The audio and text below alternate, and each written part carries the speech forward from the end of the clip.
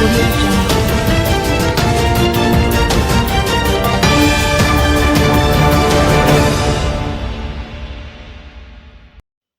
Triggerman Nancy cut down in clash with cops. An alleged top-tier member of two criminal gangs in Westmoreland, who was out on bail after being charged with murder, was fatally shot during a reported confrontation with members of the police team on Thursday. The alleged gangster, 27-year-old Joseph Furphy, also known as Nancy, was before the court in connection with the September 2021 fatal shooting of Shaquille Smith.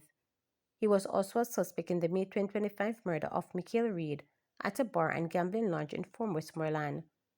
The police has also identified him as a person of interest in the murder of Dwayne Parchment on July 30, 2025 in Solis District 4, and a person of interest in the murder of 38-year-old Teresa Bailey in York Hill, Green Island, Hanover. According to a police report, just after 4 a.m. on Thursday, law enforcement personnel armed with a search warrant were conducted a targeted operation at a house in the Morgan's Bridge area of Westmoreland when they entered a two-apartment concrete dwelling on Belle Ast Road in Grange Hill. The police say Joseph pointed a gun at the members of the police team who responded with gunfire. He was shot and taken to hospital where he was pronounced dead. A firearm was reportedly seized by the police following the shooting. Joseph was reported a top-tier member of the Hillside Gang and the Unscope Gang, which are actively in contract killing, shooting, and other violent crimes in western Jamaica. Police intelligence suggests that Joseph functioned as a triggerman for these gangs. Spanish Town man charged after ammunition and police items found at his home freed. A St. Catherine man who was overseeing a house where a quantity of ammunition and police materials were found has been freed after a judge upheld a no-case submission. Kevin Ricketts, 49, a landscaper of Garden Pen in Spanish Town, was acquitted on Wednesday in the gun court by Justice Vaughn Simmet. The man's attorney, Dennis Simpson, argued that no reasonable inference could be drawn that her client had knowledge of the items found by the police. She also argued that there was no proof the items were police issued. The judge upheld the submission, freeing Ricketts. The court heard that on April 4, 2024, police personnel went to Ricketts' home and arrested him. He was taken to a premises on St. John's Road, also in Spanish Town, where a storeroom was searched and 26 rounds of ammunition were found in a stock inside a file cabinet. A further search revealed a police belt, a police identification card, a police cap, and a combat booth. He was arrested and subsequently charged. The court heard that the man did not live at the premises and there was nothing tying him to the house. He had maintained that he was overseeing the property for the owner who lives overseas. National Rapporteur highlights need for legislation on sports-related human trafficking. Jamaica's National Repur on Trafficking in Persons has highlighted the need for enactment of legislation specifically for sports-related human trafficking. The issue was raised on Thursday during the Office of the National Rapporteur on Trafficking in Persons Conversation and Trafficking Forum under the theme Unmasking the Game, a look at human trafficking in sports. Mrs. Diana Garden Harrison stressed that with Jamaica being a sporting nation, there is a risk of sports-related trafficking, so steps must be taken to curb this act.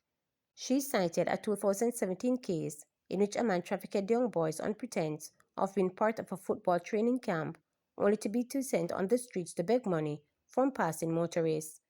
She said the accused man had been charged, convicted, and sentenced to 2 years imprisonment under existing begging laws because Jamaica doesn't have legislation related to human trafficking for sports.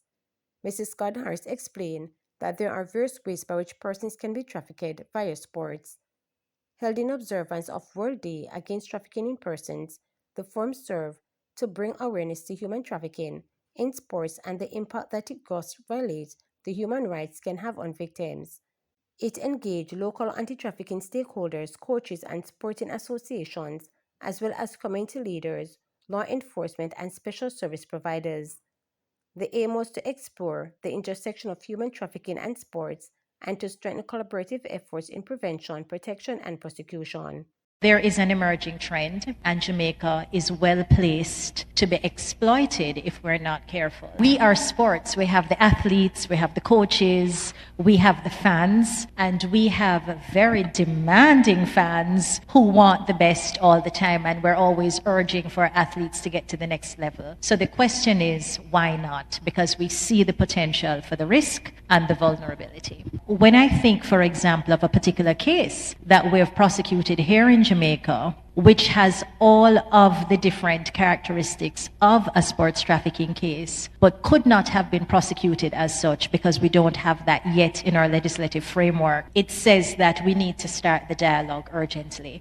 And so that human trafficking set of circumstances were uncovered. And thankfully, there was a prosecution, but it was prosecuted as a forced begging case where the boys were clearly being exploited and he was getting the funds. And the funny thing is, because there was perhaps no explicit focus on how these athletes or prospective athletes were violated, there was no restitution ordered. So he was convicted in 2018. He pleaded guilty to 11 counts of forced begging, and he was sentenced to 2 years in prison. And what is instructive is that when the school was contacted that he said he was recruiting boys for, the school leadership said, absolutely not. We have no idea who this man is and what he's doing. And when you think of what sports trafficking is, that would fall squarely within it. You can have trafficking in sports. So you are luring athletes or prospective athletes who have a big dream that you're going to get a big contract. Or in the Jamaican context, we don't have big contracts to give you, but you're going to get recognition.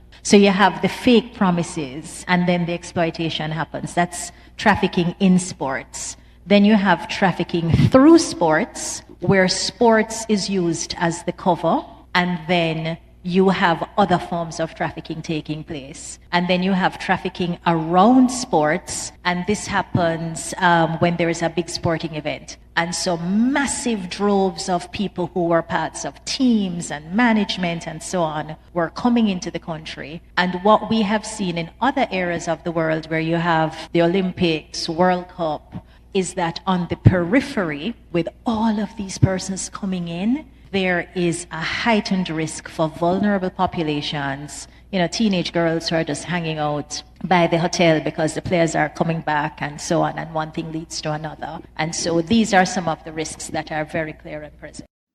SDC to establish 2 additional economic villages.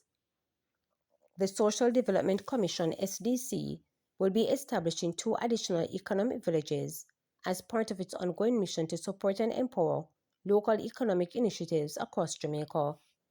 This will bring the total number of economic villages to 9 by the end of the fiscal year 2025-2026. The new villages will be established in St. Elizabeth and St. Thomas, joining existing hubs in St. Catherine, Portland, St. Mary, St. Anne, Trelawney, St. James, and Manchester. Director of Local Economic Development at SDC, Avril Ranger, told reporters that this reflects the Commission's commitment to continuous growth and is directly informed by stakeholders' feedback gathered through its Local Economic Development Support Program. We used to normally do business fairs. We would enter a community and have an activity and then move on.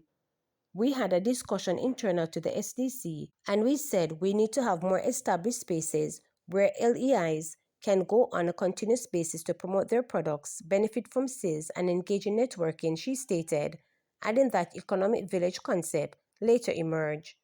Ranger indicated that each village is strategically located to align with the unique culture and flow of its parish.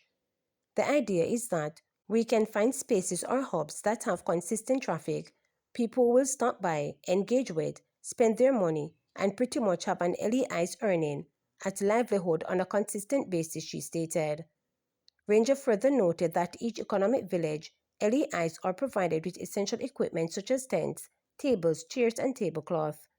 The director also informed that with a growing database of participants, not all LEIs can be accommodated at once within the economic village. As such, they are rotated to ensure broad exposure and opportunity. A total of 309 LEIs are currently being served by the SDC under the LEDSP, a significant increase from the 50 participants recorded at the program's inception a decade ago. to subscribe, like, share, and click the notification bell for daily updates.